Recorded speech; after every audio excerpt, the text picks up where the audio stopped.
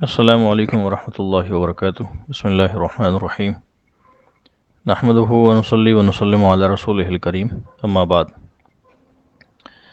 آپ کے سامنے کل مفسدات صوم آئے تھے، مکروہات صوم آئے تھے، اور غیر مفسدات صوم بھی آپ کے سامنے بیان ہو چکے تھے۔ کل ایک قاعدہ، ایک اصل آپ کے سامنے یہ بیان کی تھی کہ روزے کی حالت میں کسی بھی چیز کو جسم کے اندر داخل کرنے سے روزہ ٹوٹتا ہے، جسم سے خارج ہونے والی چیزوں سے روزہ نہیں ٹوٹتا۔ پھر اس کی وضاحت کے طور پہ دوسری اصل یا دوسرا قاعدہ یا ضابطہ یہ تھا کہ شریعت نے منفذ اصلی صرف تین چیزوں کو قرار دیا ہے: منہ، ناک اور شرمگاہ کو۔ اگر ان تین چیزوں کے اندر کوئی چیز جسم کے اندر داخل کی جائے گی، جوف دماغ یا جوف بدن تک پہنچائی جائے گی، پیٹ یا دماغ تک پہنچائی جائے گی، تو اسی سے روزہ فاسد ہوگا۔ اگر مسام وغیرہ کے ذریعے یا کسی اور راستے سے کوئی چیز جسم کے اندر داخل کی جائے تو چونکہ وہ براہ راست پیٹ یا دماغ تک نہیں پہنچتی، اس لیے اس سے روزہ نہیں ٹوٹتا۔ اس کے اوپر پھر مسائل بھی کافی سارے متفرع ہوئے تھے جو آپ کے سامنے۔ اب کچھ جدید مسائل ہیں، طبی مسائل، جن کا تعلق طب کے ساتھ ہے، وہ بھی آپ کے سامنے بیان کیے جاتے ہیں تاکہ آپ کو مزید بھی سمجھ میں آ جائے اور جدید مسائل کی کچھ وضاحت بھی ہو جائے۔ انجیکشن یا ڈرپ لگوانے کے بارے میں کل بھی آپ کے سامنے عرض کیا تھا کہ چونکہ یہ بھی براہ راست منفذ اصلی یعنی منہ، ناک یا شرمگاہ کے ذریعے سے جسم میں داخل نہیں کیے جاتے، اس لیے اگر کوئی آدمی بازو پر انجیکشن لگوائے یا کینول لگوا کر اپنے ہاتھ پہ لگوائے یا جسم کے کسی حصے کے اوپر بھی لگوائے، تو چونکہ مساموں کے ذریعے یہ یا رگوں کے ذریعے انجیکشن کے ذریعے یا ڈرپ کے ذریعے دوائی جسم کے اندر داخل کی جاتی ہے، لہٰذا روزے کی حالت میں انجیکشن یا ڈرپ لگوانے سے روزہ نہیں ٹوٹے گا۔ ہاں، روزے کی حالت میں ایسی ڈرپ یا انجیکشن لگوانا کہ جس کی وجہ سے انسانی جسم کو طاقت حاصل ہو اور اس کو روزے کی کمزوری محسوس نہ ہو، تو ایسی ڈرپ یا ایسا انجیکشن لگوانا مکروہ ہے۔ باقی اگر کوئی آدمی بیمار ہے، روزے کی حالت میں وہ انجیکشن یا ڈرپ لگواتا ہے تو اس سے اس کا روزہ نہیں ٹوٹے گا۔ اسی طریقے سے کسی آدمی نے روزے کی حالت میں خون لگوا لیا تو خون لگوانے سے بھی روزہ نہیں ٹوٹتا۔ خون کا سیمپل دینے کے لیے جسم سے خون نکالنے کی صورت میں بھی روزہ نہیں ٹوٹتا۔ کل بھی آپ کے سامنے یہ مسئلہ گزرا تھا کہ روزے کی حالت میں اگر شوگر کے مریض انسولین لگواتے ہیں، چاہے پیٹ کے اوپر لگوائیں، پیٹ کی کھال میں لگائیں، اس سے بھی ان کا روزہ نہیں ٹوٹے گا، کیونکہ یہ بھی منفذ اصلی کے ذریعے جسم کے اندر کوئی چیز داخل نہیں کی جا رہی۔ انہیلر کا مسئلہ کل آپ کے سامنے آیا تھا۔ اسی طریقے سے بعض اوقات کسی کا سینہ جام ہوتا ہے یا زکام کی شدت ہوتی ہے جس کو نیوبلائز کیا جاتا ہے، یا بعض اوقات جو ہے وہ سانس کی تکلیف کی صورت میں دوائی والا آکسیجن ماسک جو ہے وہ لگایا جاتا ہے، تو روزے کی حالت میں اگر دمے کے مریض نے انہیلر استعمال کیا، یا کسی زکام کے مریض کو یا جس کا سینہ خراب تھا، سینے کا انفیکشن تھا، اس کو روزے کی حالت میں نیوبلائز کیا گیا، یا جو ہے وہ دوائی والا آکسیجن ماسک استعمال کیا گیا، تو چونکہ ان تینوں چیزوں کے اندر دوائی ہوتی ہے جو ناک کے راستے سے یا منہ کے راستے سے حلق سے نیچے اتر جاتی ہے یا دماغ تک پہنچ جاتی ہے، تو روزے کی حالت میں دمے کے مریض نے اگر انہیلر کا استعمال کیا تو اس کا روزہ ٹوٹ جائے گا۔ نیوبلائز اگر جو ہے وہ روزے کی حالت میں کسی کو دوائی ڈال کے کیا گیا تو اس سے بھی اس کا روزہ ٹوٹ جائے گا۔ اسی طریقے سے اگر جو ہے وہ آکسیجن ماسک استعمال کیا گیا دوائی والا تاکہ اندر دل تک دوائی پہنچ جائے، تو اس کی وجہ سے بھی اس کا روزہ ٹوٹ جائے گا۔ یہی مسئلہ ہے، بعض اوقات بی پی جو ہے وہ شوٹ کر جاتا ہے، ہائی ہو جاتا ہے، تو اس کو کنٹرول کرنے کے لیے، نارمل کرنے کے لیے زبان کے نیچے جو ہے وہ چھوٹی سی گولی رکھی جاتی ہے،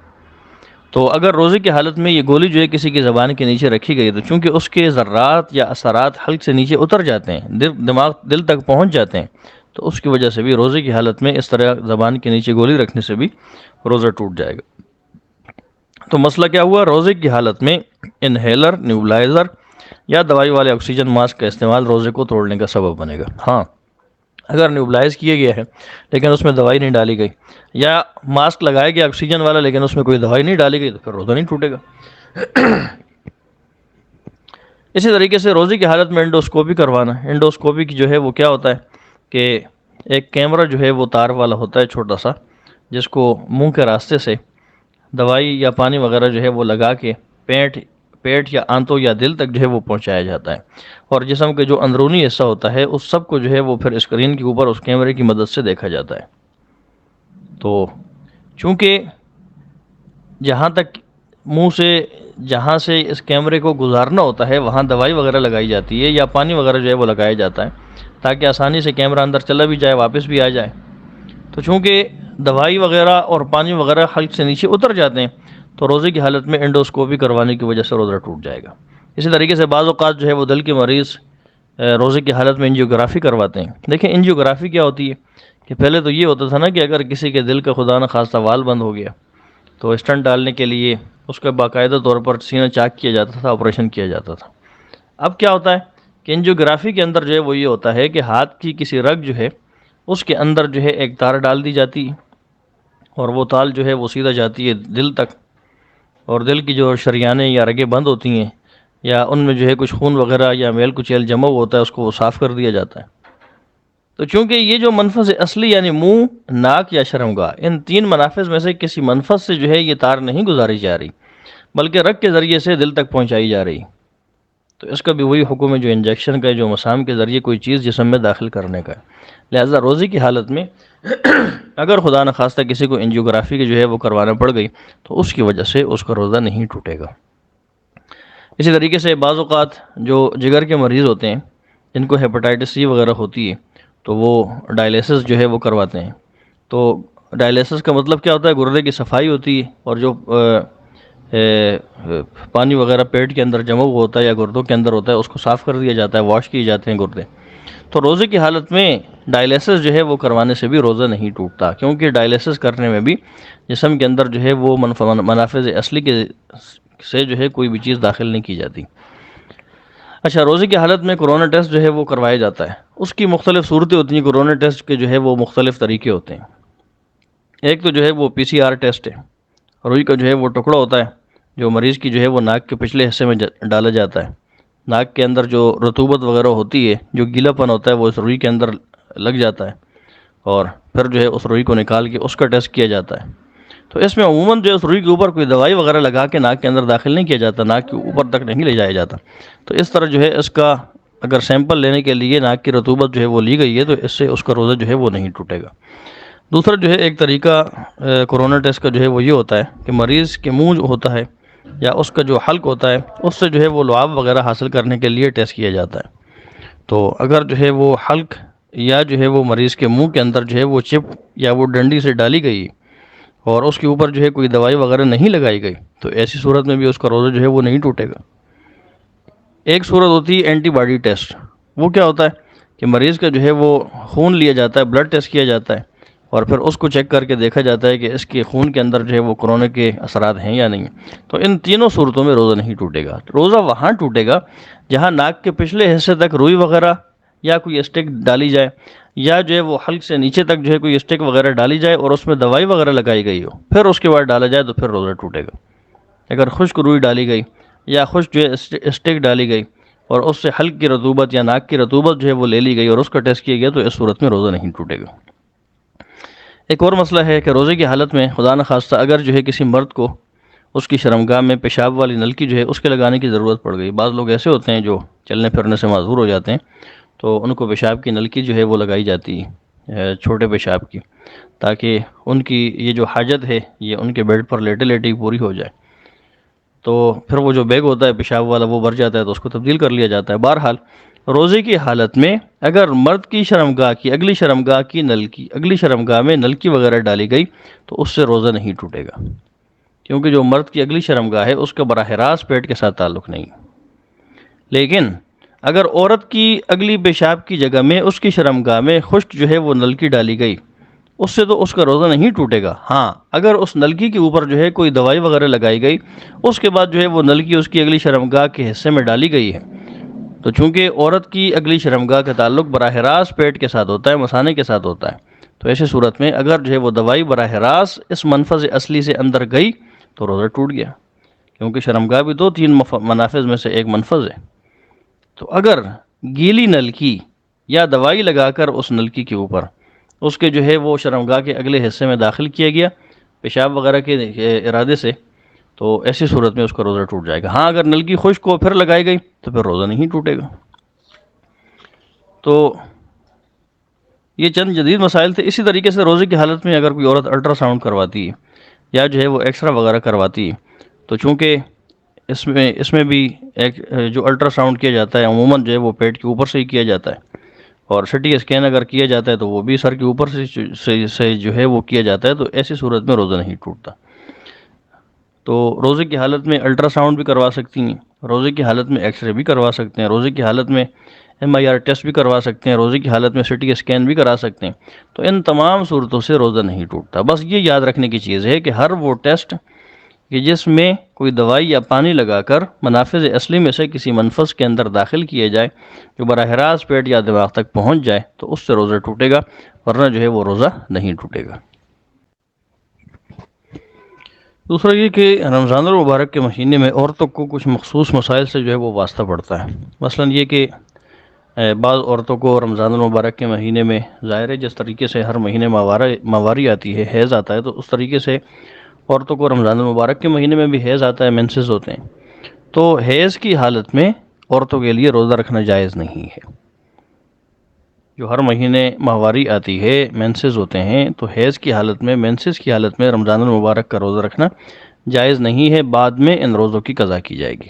اسی طریقے سے اگر رمضان المبارک کے مہینے میں کسی عورت کے ہاں بچے کی پیدائش ہو جائے تو اس کے بعد چونکہ آنے والا خون نفاس کا ہوتا ہے اور وہ بھی ناپاکی کے دن ہے، تو ان دنوں میں بھی رمضان المبارک کے روزہ جو ہے وہ رکھنا جائز نہیں ہے، بعد میں ان روزوں کی قضا کرے گی۔ بعض اوقات ایسا بھی ہوتا ہے کہ بعض عورتیں رمضان المبارک کا مہینہ شروع ہونے سے پہلے یا شروع ہوتے ہی مینسز روکنے کے لیے جو ہے کچھ دوائی کھا لیتی ہیں، ٹیبلٹس کھا لیتی ہیں، جن کی وجہ سے ان کے مینسز جو ہے وہ رک جاتے ہیں۔ تو رمضان المبارک کے پورے مہینے میں اگر کسی کو مینسز خود بخود نہ ہوں یا دوائی کھانے سے نہ ہوں تو پھر بھی اس کے تمام رمضان المبارک کے روزے جو ہے وہ اس حالت میں درست ہو جائیں گے۔ یہ نہیں ہے کہ عادت کی تاریخ آئی تو آپ کو خون نہ آئے تب بھی آپ سمجھے کہ نہیں یہ میرے حیض کے دن، نہیں، حیض یا مینسز تب شمار کیے جائیں گے جب آپ کو واقعتاً خون نظر آئے اور وہ حیض کے دنوں کا ہی خون ہو، ورنہ جو ہے وہ اس کو حیض شمار نہیں کریں گے۔ تو اگر جو ہے کسی نے دوائی کھا لی، اس کو پورا مہینہ مینسز نہیں ہوئے تو ٹھیک ہے، پورا مہینہ اس کا صحیح ہو گیا، پورے مہینے کے اس کے روزے درست ہو گئے۔ ہاں، اگر کسی نے دوائی کھائی اس کے باوجود اس کو رمضان المبارک کے مہینے کے اندر جو ہے وہ مینسز ہو گئے تو پھر وہ مینسز ہی شمار ہوں گے۔ اگر ان کو شمار کیا جا سکتا ہو پھر اس کے لیے ان دنوں میں روزہ چھوڑ دینا ضروری ہوگا، روزہ رکھنا جائز نہیں ہوگا۔ باقی جو ہے یہ دوائی یا ٹیبلٹس وغیرہ جو مینسز روکنے کے لیے کھائی جاتی ہیں رمضان المبارک کے مہینے میں، تو یہ طبی طور پر جو ہے وہ انتہائی نقصان دہ ہیں۔ ان کی وجہ سے عورت کا جو رحم ہوتا ہے، جو بچہ دانی ہوتی ہے، وہ بھی کمزور ہو جاتی ہے، اور دوسرا یہ کہ اس سے جو پیریڈز ہوتے ہیں، جو مینسز ہوتے ہیں، ان کی جو تاریخیں ہوتی ہیں وہ بھی آگے پیچھے ہو جاتی ہیں۔ بعض اوقات استحاضہ کی بیماری، مسلسل خون بہنے کی بیماری بھی شروع ہو جاتی ہے۔ تو اگر شریعت نے ایک رخصت دی ہے کہ رمضان المبارک کے مہینے میں آپ حیض کے دنوں میں روزے چھوڑ دیں، بعد میں ان کی قضا کریں، تو پھر شریعت کی اس رخصت سے، اس آسانی سے جو ہے وہ فائدہ اٹھانا چاہیے۔ ہاں، اگر کوئی حج پہ جانا چاہتی ہے تو ظاہر ہے وہاں تو کچھ مخصوص دن ہوتے ہیں جو آپ کو ملے ہوئے ہوتے ہیں، تو وہاں جانے سے پہلے اگر جو ہے کوئی عورت ٹیبلٹس وغیرہ کھا کر اپنے مینسز روکنے کی کوشش کرتی ہے تو وہاں کھانی بھی چاہیے، لیکن رمضان المبارک کے مہینے میں میرے خیال سے تو کوئی اتنی ضرورت نہیں ہے کہ مینسز روکنے کے لیے دوائیاں کھائی جائیں۔ باقی یہ مسئلہ بھی جو ہے وہ یاد رکھنے کا ہے کہ جس طریقے سے میاں بیوی اگر جو ہے وہ روزے کی حالت میں ہے اور روزے کی حالت میں جو ہے وہ بوس و کنار کرتے ہیں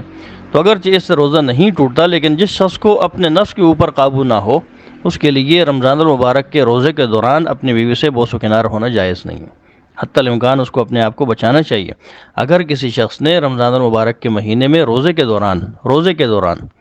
رات کا نہیں کہہ رہا، روزے کے دوران اپنی بیوی سے بوس و کنار کیا اور اس کو انزال ہو گیا تو اس کا روزہ فاسد ہو گیا، لیکن چونکہ جنایت کامل نہیں ہے تو صرف قضا لازم ہوگی، کفارہ لازم نہیں ہوگا۔ باقی اپنے بیوی کے ساتھ بوس و کنار کی ہونے کی صورت میں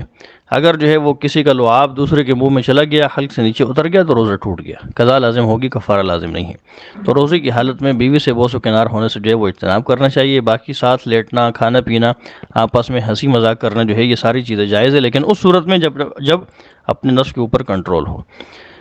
روزے کی حالت میں اگر کوئی عورت جو ہے اپنی شرمگاہ میں کوئی دوائی وغیرہ رکھتی ہے کسی بھی بیماری کے سبب، تو چونکہ آپ کے سامنے یہ بات ابھی گزری ہے کہ عورت کی شرمگاہ اور اس کے مثانے یا پیٹ کے دوران کوئی جو ہے وہ منفذ نہیں ہے، کوئی رکاوٹ نہیں، کوئی پردہ نہیں ہے، تو لہٰذا ایسی صورت میں اگر عورت نے کوئی دوائی وغیرہ جو ہے وہ اپنی شرمگاہ میں رکھی تو اس کی وجہ سے اس کا روزہ ٹوٹ جائے گا۔ بعض عورتیں ایسی ہوتی ہیں جو لیکوریا وغیرہ جو ہے وہ روکنے کے لیے روئی رکھتی ہیں، تو وہ بھی یاد رکھیں کہ خشک روئی رکھنے سے تو اتنا مسئلہ نہیں ہے، لیکن اگر جو ہے وہ گیلی روئی کسی نے رکھی اور اندر تک رکھی تو اس کا روزہ ٹوٹ جائے گا، اس لیے اس مسئلے میں بھی بہت زیادہ احتیاط ضروری ہے۔ باقی یہ مسئلہ عام طور پر پایا جاتا ہے کہ روزہ اگر کسی نے رکھا، پاک تھی، اب روزہ رکھا، روزے کے دوران جو ہے اس کو حیض شروع ہو گیا، مینسز ہو گئے، پیریڈ شروع ہو گئے، تو ایسی صورت میں اس کا وہ روزہ ٹوٹ جائے گا۔ اب اس کے بعد اس کے لیے کھانا پینا بھی جائز ہوگا۔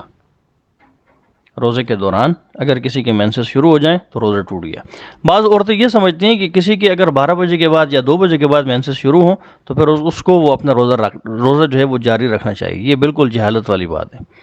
یہ یاد رکھیں، اگر جو ہے آپ کو پورا کا پورا روزہ ملا لیکن افطاری سے 5 منٹ پہلے 2 منٹ پہلے آپ کے مینسز شروع ہو گئے، آپ کا وہ روزہ ختم ہو گیا، آپ کو بعد میں اس روزے کی قضا کرنی ہوگی۔ 12 بجے یا 2 بجے کیا ہوتے ہیں؟ اگر افطاری سے 5 منٹ پہلے 2 منٹ پہلے بھی مینسز شروع ہو گئے تو وہ روزہ ختم ہو گیا، اب اس پورے روزے کی قضا کرنی ہوگی۔ تو روزے کی حالت میں اگر کسی عورت کو چاہے دن کے اول حصے میں، درمیان میں یا بالکل آخر میں مینسز شروع ہو جائیں، حیض شروع ہو جائے تو اس کا وہ روزہ ٹوٹ گیا۔ اب اس کے بعد اس کے لیے چھپ کر جو ہے وہ کھانا پینا بھی جائز ہوگا، سامنے نہ کھائے کیونکہ مناسب نہیں۔ باقی اس کے برعکس ایک اور مسئلہ کہ اگر جو ہے کوئی حیض کی حالت میں تھی، اب روزے کے دوران یعنی دن کے اوقات میں سے کسی وقت وہ پاک ہو گئی، مثلا 12 بجے پاکی آ گئی، اگرچہ اس نے ابھی تک غسل نہ کیا ہو، پھر بھی اس کے لیے بقیہ پورا دن روزے دار کی طرح رہنا ضروری ہے۔ جب پاکی آ گئی تو اس کے بعد اس کے لیے کوئی چیز بھی کھانا پینا جائز نہیں ہوگا۔ تو یہ مسئلہ بھی جو ہے وہ آپ ذہن میں رکھیں۔ باقی جو ہے اگر مینسز صبح صادق سے 5 منٹ پہلے ختم ہو جائیں، پاکی آ جائے، تو اگلے دن کا روزہ جو ہے وہ رکھنا ضروری ہوگا، جس طرح کل آپ کے سامنے آیا تھا کہ چاہے جو ہے ابھی تک غسل نہ کیا ہو، اگر صرف جو ہے آپ کو سحری کا وقت ملا ہے تو آپ فوراً سحری کر لیں، اور پھر نماز کا وقت جو ہے وہ ختم ہونے سے پہلے یعنی طلوع آفتاب سے پہلے آپ غسل کر کے فارغ ہو جائیں، اور پھر اس کے بعد جو ہے وہ فجر کی نماز بھی پڑھ لیں۔ تو یہ عورتوں کے متعلق جو ہے کچھ مخصوص مسائل اور زوجین کے متعلق کچھ مخصوص مسائل تھے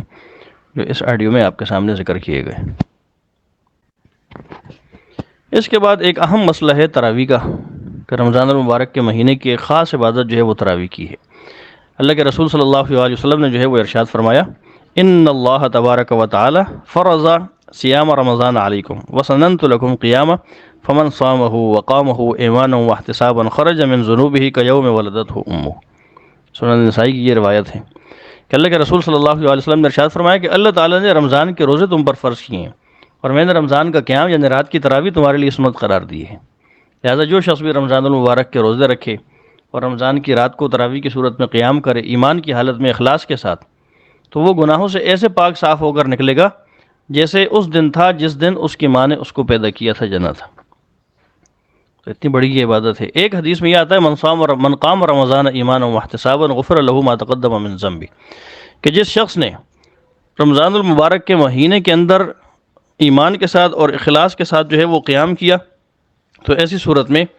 اس کا جو ہے وہ اللہ رب العزت پچھلے جتنے بھی صغیرہ گناہ ہوں گے ان سب کو معاف فرما دیں گے۔ تو رمضان المبارک کے مہینے کے اندر ایک خاص عبادت رات کا جو قیام اللیل ہے یعنی تراویح ہے، اللہ کے رسول صلی اللہ علیہ وسلم نے اس کو سنت قرار دیا ہے۔ مسلم شریف کی حدیث میں آتا ہے، حضرت ام عائشہ صدیقہ رضی اللہ تعالیٰ عنہ فرماتی ہیں کہ رسول اکرم صلی اللہ علیہ وسلم نے ایک رات مسجد میں نماز پڑھی، آپ کے ساتھ کچھ لوگوں نے نماز پڑھی، پھر آپ صلی اللہ علیہ وسلم نے اگلی رات نماز پڑھی تو لوگ زیادہ ہو گئے، پھر لوگ تیسری یا چوتھی رات میں بھی مسجد میں جمع ہو گئے، تو رسول اللہ صلی اللہ علیہ وسلم تیسری یا چوتھی رات مسجد سے باہر اپنے حجرے سے باہر تشریف نہیں لائے۔ جب صبح ہوئی تو آپ علیہ الصلوۃ والسلام نے لوگوں سے کہا کہ میں نے تمہیں دیکھا تھا، مجھے تمہاری طرف نکلنے کے لیے کسی نے نہیں روکا، صرف جو ہے اس بات کا ڈر تھا کہ اگر میں مسلسل یہ نماز پڑھاتا رہوں تو کہیں یہ نماز تم پر جو ہے وہ فرض نہ قرار دے دی جائے۔ تو راوی جو ہے وہ یہ کہتے ہیں کہ یہ رمضان المبارک کے مہینے کا واقعہ تھا، مسلم شریف کی یہ حدیث ہے۔ تو اس سے جو ہے یہ بات معلوم ہوئی کہ رمضان المبارک کے مہینے کے اندر یہ جو تراویح ہیں، یہ تراویح پڑھنا احادیث صحیح سے ثابت ہے کہ 3 دنوں تک نبی کریم صلی اللہ علیہ وسلم نے مسلمانوں کو، صحابہ کرام کو یہ تراویح کی نماز پڑھائیں، آپ نے خود بھی پڑھی، اور جب لوگوں کا آپ نے شوق و ذوق دیکھا، ان کے جذبات دیکھے، تو اس اندیشے سے پڑھانا چھوڑ دیں کہ کہیں لوگ اس کو جو ہے وہ فرض نہ سمجھ لیں، لوگوں کے اوپر کہیں یہ فرض نہ ہو جائے اور پھر جو ہے لوگ مشقت میں نہ پڑ جائیں۔ تو یہ رمضان المبارک کی ایک خاص عبادت ہے تراویح کی۔ تراویح ہر بالغ عاقل مقیم مرد عورت کے لیے سنت موقدہ ہے، ہر بالغ عاقل مقیم مرد عورت کے لیے سنت موقدہ ہے، چاہے وہ روزے رکھے یا نہ رکھے۔ اگر کسی بیماری کے سبب کوئی شخص روزے نہیں رکھتا یا نہیں رکھتی، اس کے لیے بھی تراویح کی نماز پڑھنا سنت موقدہ ہے، بغیر عذر اس کی تراویح چھوڑ دینا بھی گناہ ہے۔ رمضان کے ساتھ تراویح کا تعلق ہے، روزے کے ساتھ تراویح کا تعلق نہیں۔ بعض لوگ یہ سمجھتے ہیں کہ رات کو ہماری تراویح رہ گئی تو ہمارا روزہ ہوگا یا نہیں ہوگا۔ بھائی روزہ الگ عبادت ہے، تراویح الگ عبادت ہے۔ بعض لوگ یہ سمجھتے ہیں کہ چونکہ ہم تو روزے نہیں رکھ رہے کسی عذر کے سبب، بیماری کے سبب، تو ہمارے ذمہ تراویح بھی نہیں ہے۔ ایسی بات بھی نہیں ہے، تراویح الگ عبادت، روزہ الگ عبادت ہے۔ تو تراویح تو ہر بالغ عاقل مقیم شخص، چاہے مرد ہو یا عورت ہو، جو روزے رکھ رہے ہیں یا نہیں رکھ رہے، ان کے ذمہ سنت موقدہ ہے۔ بغیر کسی عذر کے تراویح کا چھوڑ دینا جو ہے وہ گناہ ہے۔ خلفائے راشدین، صحابہ کرام، تابعین، تبع تابعین، ائمہ مجتہدین، سلف صالحین، سب سے تراویح پڑھنا ثابت ہے، سوائے روافض کے، کہ اس دور کے اندر شیعوں کے علاوہ کوئی بھی تراویح کا منکر نہیں ہے۔ ان کا یہ کہنا ہے کہ یہ اللہ کے رسول کے زمانے کے ساتھ خاص تھی، بعد میں یہ خلفاء نے اس کو ایجاد کیا، تو وہ خلفاء کو مانتے کہاں ہیں؟ صحابہ کو مانتی ہی نہیں ہے، تو ان کے ہاں تراویح نہیں۔ لیکن پوری امت جو مسلمان ہیں، سب کے ہاں تراویح جو ہے وہ سنت موقدہ ہے، بغیر عذر کے اس کا چھوڑ دینا جو ہے وہ گناہ ہے۔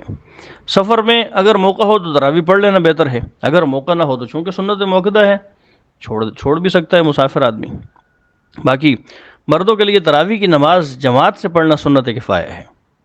یعنی اگر محلے کے چند افراد جمع ہو کر مسجد میں نماز پڑھ لیتے ہیں اور کچھ لوگ اپنے گھروں میں پڑھ لیتے ہیں، تو جو کچھ جو ہے وہ مسجدوں میں نماز پڑھ رہے ہیں ان کی وجہ سے پورے محلے والوں کی طرف سے تراویح جو ہے جماعت کے ساتھ ادا ہو جائیں گی۔ انفرادی طور پر تو پھر بھی جو چلے گئے ہیں گھروں میں پڑھ رہے ہیں ان کے ذمہ پڑھنا لازم ہے، لیکن جماعت کے ساتھ جو پڑھی جاتی ہیں یہ سنت کفایہ ہے۔ اگر چند لوگ مل کر جماعت کے ساتھ پڑھ لیں تو جو الگ پڑھ رہے ہیں ان کی طرف سے بھی جماعت کے ساتھ پڑھنا جو ہے وہ شمار ہو جائے گا۔ باقی عورتوں کے لیے مسجدوں میں آنا، عورتوں کے لیے جماعت کے ساتھ تراویح پڑھنا یہ سنت نہیں ہے۔ عورتوں کے لیے گھر میں نماز کی طرح تنہا جو ہے وہ تراویح کی نماز پڑھنا جو ہے وہ زیادہ ثواب کا باعث ہے۔ باقی تراویح تو سنت کفایہ، اور اس کا جو ہے وہ بغیر عذر ترک کر دینا، سنت موقدہ ہونا، اس کی وضاحت تو ہو گئی۔ اگلی بات یہ کہ تراویح ہیں کتنی رکعات، تو اس کے بارے میں کوئی بھی صحیح روایت جو ہے وہ رسول اللہ صلی اللہ علیہ وسلم سے ثابت نہیں ہے۔ باقی جو ہے صحابہ کرام کا طرز عمل کیا تھا، یا وہ ان تراویح کے بارے میں جو ہے وہ کیا کہتے تھے، تو مصنف ابن ابی شیبہ امام بخاری کے استاد ہیں، ان کی ایک حدیث کی کتاب ہے جس کو مصنف کہا جاتا ہے، پورا نام مصنف ابن ابی شیبہ۔ اس میں حضرت عبداللہ ابن عباس کی یہ روایت ہے کہ رسول اللہ صلی اللہ علیہ وسلم رمضان المبارک کے مہینے میں 20 رکعات تراویح پڑھا کرتے تھے۔ اگرچہ اس کے اوپر بھی جو ہے اس حدیث کی سند کے اوپر بھی کلام ہے، لیکن بعض محدثین نے اس حدیث کو بالکل صحیح شمار کیا ہے۔ باقی اس کے علاوہ ایک روایت جو ہے وہ مسند احمد کی ہے، حضرت ابی ابن کعب رضی اللہ تعالیٰ عنہ کی۔ وہ فرماتے ہیں کہ حضرت عمر ابن خطاب رضی اللہ تعالیٰ عنہ نے مجھے حکم دیا تھا کہ میں رمضان شریف کی راتوں میں نماز تراویح پڑھاؤں، یعنی مسجد نبوی کے اندر ٹولیوں کی صورت میں صحابہ جو ہے تراویح کی نماز پڑھ رہے تھے، 2 وہاں کھڑے ہیں، 3 یہاں کھڑے ہیں، 4 وہاں کھڑے ہیں۔ حضرت عمر نے کیا کیا کہ سب کو جو ہے ایک ہی صف میں کھڑا کر کے حضرت ابی ابن کعب کو آگے مصلی پر کھڑا کر دیا اور فرمایا نعمت البدعۃ ھذہ، تو یہ تو بڑی اچھی چیز بن گئی ہے۔ تو خلفائے راشدین کا کسی کام کو شروع کروانا بھی چونکہ سنت ہے، اللہ کے رسول نے فرمایا علیکم بسنتی وسنت الخلفاء الراشدین المہدیین وعضوا علیہا بالنواجذ، کہ میری سنت پر بھی لازم عمل کرنا، خلفائے راشدین کی سنت پر بھی لازم عمل کرنا، بلکہ اس کو جیسے کسی چیز کو مضبوطی کے ساتھ داڑھوں کے ساتھ پکڑا جاتا ہے، تو ان سنتوں کو بھی داڑھوں کے ساتھ، اپنے نواجذ کے ساتھ، اپنے دانتوں کے ساتھ مضبوطی سے پکڑنا، مضبوطی سے کے ساتھ اس کے اوپر عمل پیرا ہونا۔ تو حضرات صحابہ کرام کو ایک ہی صف میں کھڑے کر کے حضرت عمر ابن خطاب رضی اللہ تعالیٰ عنہ نے حضرت ابی ابن کعب کو مصلی پر کھڑا کر دیا۔ تو ابی ابن کعب فرماتے ہیں میں نے لوگوں کو 20 رکعات نماز تراویح پڑھائیں۔ امام ابن تیمیہ رحمۃ اللہ علیہ نے اپنے جو ہے وہ فتاوی کے اندر، جو فتاوی ابن تیمیہ کے نام سے چھپے ہوئے بھی ہیں، اس کے اندر پوری امت کا اجماع اس بات کے اوپر نقل کیا ہے کہ تراویح جو ہے وہ 20 رکعات ہی ہیں۔ ائمہ اربعہ میں سے، یعنی امام ابو حنیفہ ہوں، امام مالک ہوں، امام شافعی ہوں، امام احمد ابن حنبل ہوں، یا تمام فقہائے کرام ہوں، پوری امت کا تعامل آج تک یہی چلا آ رہا ہے کہ 20 رکعات سے کم کسی کے نزدیک بھی تراویح نہیں ہے۔ امام مالک رحمۃ اللہ علیہ کا ایک قول ہے کہ ان کے ہاں تراویح 36 رکعات ہیں، لیکن بہرحال 20 رکعات سے کم کسی کے ہاں بھی نہیں، 8 تو کسی کے ہاں ہے بھی نہیں، پتہ نہیں 8 انہوں نے کہاں سے لے لی۔ ایک روایت جو حضرت عائشہ کی پیش کی جاتی ہے کہ دیکھیں اس میں حضرت عائشہ رضی اللہ تعالیٰ عنہ، بخاری مسلم کی روایت میں آتا ہے کہ نبی کریم صلی اللہ علیہ وسلم رمضان اور غیر رمضان میں 11 رکعات پڑھا کرتے تھے۔ تو یہ کہتے ہیں کہ دیکھیں رمضان المبارک کے مہینے میں جو 11 رکعات ہوتی تھیں ان میں 8 جو ہے وہ تراویح کی ہوتی تھیں، 3 جو ہے وہ وتر ہوتے تھے 2 سلام کے ساتھ۔ تو ہم کہتے ہیں کہ حضرت عائشہ یہ فرما رہی کہ رمضان میں بھی اور غیر رمضان میں بھی، تو آپ کی لوجک کے مطابق مان لیا کہ ان 8 سے مراد جو ہے وہ تراویح کی ہوتی تھی، تو پھر غیر رمضان میں یہ تراویح جو ہے وہ تہجد کیوں، یہ جو 8 رکعتیں یہ تہجد کیوں بن جاتی تھی؟ عجیب منطق ہے بھائی. جو رمضان یا غیر رمضان میں حضرت عائشہ جس نماز کا تذکرہ فرما رہی ہیں وہ قیام اللیل ہے، وہ تہجد ہے. امام بخاری رحمۃ اللہ علیہ نے یہ حدیث باب التہجد کے ضمن میں ذکر کی ہے. امام بخاری کے نزدیک بھی ان 11 رکعات سے مراد 8 سے مراد تہجد اور بقیہ 3 سے مراد وتر ہیں. تو یہ اس کو جو ہے وہ فٹ کر دیتے ہیں تراویح کے اوپر کہ دیکھو اللہ کے رسول سے 8 رکعات تراویح ثابت ہے. اس میں تو 8 رکعات تراویح کا لفظ ہی نہیں ہے. رمضان میں تو آپ اس کو تراویح بنا لیں گے، رمضان کے علاوہ اس کو کیا بنائیں گے؟ جب رمضان کے علاوہ آپ کے ہاں یہ تہجد ہے تو پھر ہم یہ کہتے ہیں کہ رمضان میں بھی یہ تہجد ہے. تراویح ایک الگ سے نماز تھی جس کے بارے میں اللہ کے رسول صلی اللہ علیہ وسلم نے واضح طور پر ارشاد فرمایا سننت لکم قیامہ، میں نے تمہارے لیے اس رات کا قیام جو ہے اس کو سنت بنا دیا ہے. تو رمضان کے متعلق ہی اللہ کے رسول نے یہ ارشاد فرمایا نا. تو اس سے معلوم ہوا کہ تراویح ایک الگ سنت ہے جس کو اللہ کے رسول صلی اللہ علیہ وسلم نے جاری فرمایا تھا. 3 دنوں تک جو اللہ کے رسول نے پڑھائی تھی، تو 3 دنوں تک آپ تہجد تو نہیں پڑھا رہے تھے. تو جہاں 8 رکعات کا ذکر آتا ہے وہ تہجد کے بارے میں، وہ تراویح کے بارے میں نہیں ہے. باقی تمام امت کا اس بات کے اوپر اجماع ہے. جیسے ابن تیمیہ رحمۃ اللہ علیہ نے، شیخ الاسلام امام ابن تیمیہ، جس کو یہ 8 رکعات تراویح والے ہر مسئلے میں دلیل بنا کر پیش کرتے ہیں، لیکن عجیب بات ہے کہ یہاں پر ان کا فتویٰ بھی نہیں مانتے،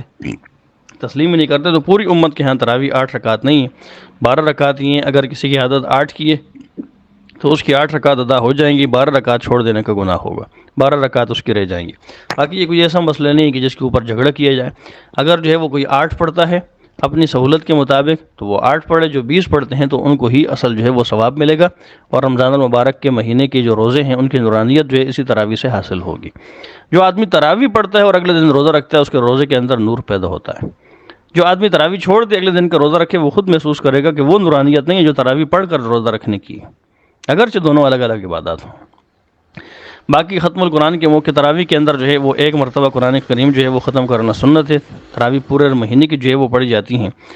عورتوں کے متعلق جو ہے وہ تراویح کے بھی کچھ مخصوص مسائل ہوتے ہیں، وہ بھی جو ہے وہ یاد رکھنی چاہیے کہ مردوں کی طرح عورتوں کے لیے بھی تراویح جو ہے یہ سنت مؤکدہ ہیں. اس لیے خواتین جو ہے وہ گھروں کے اندر انفرادی طور پر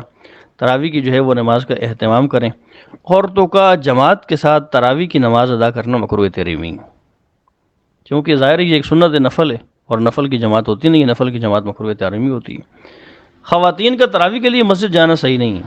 مناسب ان کے لیے یہ ہے کہ وہ اپنے گھر کے اندر باقی نمازوں کی طرح انفرادی طور پر تراویح کی نماز پڑھیں. بعض اوقات ایسا ہوتا ہے کہ گھر کے اندر کوئی حافظ ہوتا ہے تو اس کے پیچھے تراویح پڑھنے کا اہتمام کیا جاتا ہے. تو اگر کوئی حافظ محرم ہو یا جو ہے کسی عورت کا شوہر ہی حافظ ہے اس کے پیچھے وہ کھڑی ہو کر تراویح پڑھ رہی ہے تو درست ہے. اگر کوئی مرد جو ہے وہ مقتدی نہ ہو، صرف محرم خواتین ہوں، یا صرف جو ہے وہ بیوی ہو جو مقتدی بن رہی ہو، تب بھی نمازی کی تراویح جو ہے وہ اس کی جماعت کرانا درست ہے. مرد امام بن گیا، جو محرم ہے، باپ ہے، بیٹا ہے، بھائی ہے یا شوہر ہے، اس کے پیچھے عورت کھڑی ہو گئی یا دیگر محرم خواتین کھڑی ہو گئی تو تب بھی صحیح ہے، اگرچہ کوئی مرد نہ ہو. ہاں اگر جو ایک حافظ غیر محرم ہے اور عورتیں جو ہیں جو گھر کی ہیں اس کے پیچھے جو ہے وہ تراویح پڑھ رہی ہیں، لیکن ان کے لیے الگ پردے کے پیچھے جو ہے وہ نماز تراویح پڑھنے کا اہتمام کیا گیا ہے. تو اگر پردے کے پیچھے اس طریقے سے عورتیں جو ہے وہ گھر کی کھڑی ہیں، باہر سے عورتوں کو جمع کرنے کا کوئی اہتمام وغیرہ نہیں کیا گیا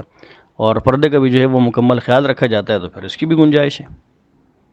لیکن یہاں ایک شرط یہ ہوگی کہ ان عورتوں کے ساتھ مرد بھی مقتدی بن رہے ہوں اس غیر محرم حافظ کے پیچھے. اگر اس غیر محرم حافظ کے پیچھے کچھ مرد بھی کھڑے پھر عورتوں کے لیے الگ سے پردے کا انتظام ہے، تو اس غیر محرم حافظ کے پیچھے، اس قاری صاحب کے پیچھے تراویح جو ہے وہ جماعت کے ساتھ پڑھنا عورتوں کے لیے جائز ہوگا. اگر صرف جو ہے وہ نامحرم خواتین ہی ہیں، وہ اکیلا جو ہے آگے غیر محرم کھڑا ہے، کوئی مرد پیچھے نہیں ہے، تو پھر ایسی صورت میں یہ تراویح کی جماعت جو ہوگی یہ مکروہ ہوگی. باقی بعض اوقات ایسا بھی ہوتا ہے کہ جو حافظہ لڑکی ہوتی ہے اس کو بڑا شوق ہوتا ہے کہ میں تراویح کی جماعت کرواؤں گی. ایک تو یہ کہ اس کو قرآن یاد رکھنے کی صورت یہی ہے، دوسرا یہ کہ اس کو اگر تراویح نہ پڑھائے تب بھی قرآن کریم پورا سال سنانے وغیرہ کی ترتیب بنی رہتی ہے. اس کو تراویح جو ہے وہ اگر نہ بھی سنائے تب بھی قرآن کریم بھولے گا نہیں. تو جس کو تراویح وغیرہ سنائے بغیر بھی قرآن کریم بھولنے کا اندیشہ نہیں ہے تو اس کے لیے تراویح کی جماعت کروانا مکروہ ہے. ہاں اگر کوئی عورت ایسی ہے، کوئی لڑکی ایسی ہے کہ جس کو یہ اندیشہ ہے کہ اگر تراویح کی جماعت میں اپنا قرآن نہیں سناؤں گی تو بھول جاؤں گی، تو پھر اس کو چند شرائط کے ساتھ فقہائے کرام، مفتیان کرام گنجائش دیتے ہیں. پہلی شرط تو یہ کہ ایسی حافظہ عورت اپنے گھر میں ہی نماز تراویح پڑھائے، باہر کہیں جا کر اہتمام نہ ہو. اور دوسری شرط یہ کہ اس عورت کی اقتداء میں بھی صرف عورتیں کھڑی ہوں، کوئی مرد نہ ہو، چاہے محرم ہو یا غیر محرم۔ تیسری شرط یہ کہ اقتداء کرنے والی جو خواتین ہیں وہ قرآن سنانے والی خاتون کے علاوہ 2 سے 3 یا 4 سے 5 اس سے زیادہ نہ ہو، باقاعدہ جو ہے وہ بڑی بڑی صفیں نہ لگائی جائیں۔ اور چوتھی شرط یہ کہ اس تراویح کی جماعت کے اندر صرف اپنے گھر کی خواتین شریک ہوں، باقاعدہ اہتمام کر کے یا دوسروں کو بتا کر یا میسج کر کے محلے پڑوس کی عورتوں کو جمع کر کے نہ بلایا جائے۔ اور پانچویں شرط یہ کہ عورت کے لیے کسی اسپیکر وغیرہ کا انتظام نہ کیا جائے کہ ماشاءاللہ حافظہ صاحبہ یا قاریہ صاحبہ اسپیکر میں سنا رہی ہیں، محلے کے سارے مرد بھی سن رہے ہیں۔ عورت جو ہے اگر وہ تراویح سنا بھی رہی ہے تو اس جگہ تک، اس کمرے تک اس کی آواز محدود ہو جہاں وہ سنا رہی ہے، اس سے باہر کسی غیر محرم تک نہ جائے۔ چھٹی شرط یہ کہ عورت جب امام بنے تو وہ مردوں کی طرح جو ہے وہ صف کے آگے نہیں کھڑی ہوگی، بلکہ جو ایک صف بنی ہے 4-5 عورتیں جو کھڑی ہیں ان کے درمیان میں کھڑی ہوگی، عام نمازیوں کی طرح صف کے درمیان میں کھڑی ہوگی، سنائے گی، رکوع میں پہلے جائے گی، بکی عورتیں جائیں گی، پھر قیام کرے گی، پھر بکی عورتیں قیام کریں گی، پھر یہ سجدے میں جائے گی تو بکی عورتیں جائیں گی۔ تو یہ جو ہے اگر کوئی عورت ایسی ہے، کوئی لڑکی ایسی ہے جو حافظہ ہے، قاریہ ہے، اور اس کو یہ اندیشہ ہے کہ اگر میں قرآن کریم تراویح میں نہیں سناؤں گی، بھول جاؤں گی، تو ان 6 شرائط کے ساتھ اس کے لیے تراویح کی جماعت کروانا اپنی گھر کی عورتوں کو کھڑا کر کے یہ جائز ہوگا۔ باقی یہ بات یاد رکھنے کی ہے کہ بعض حافظہ عورتیں سنا رہی ہوتی ہیں، ان کے پیچھے سننے والی کوئی عورت ایسی نہیں ہوتی، کوئی لڑکی ایسی نہیں ہوتی جو حافظہ ہو، تو وہ کیا کرتی ہے، ایک جو ہے قرآن کریم لے کر سائڈ پر بیٹھ جاتی ہے، اب اس کی غلطی آئی تو وہ بتاتی رہتی ہے۔